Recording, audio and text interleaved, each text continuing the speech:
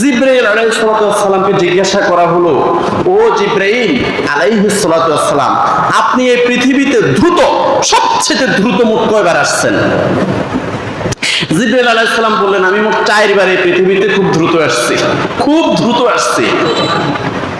একবার হযরতে ইউসুফ আলাইহিস সালামকে যখন 10 ভাইয়ে একদম মারি, একদম অত্যন্ত প্রহার করে যখন কূপের মধ্যে নিক্ষেপ করেছিল, পানিতে পড়ার আগে আগে, নিক্ষেপ করার পরে পানিতে পড়ার আগে আগে ঠিক এই মুহূর্তে আল্লাহ পাক রব্বুল আলামিন আমাকে ডাক দিলেন, হে জিবরাইল আলাইহিস সালাম, তুমি কোথায়?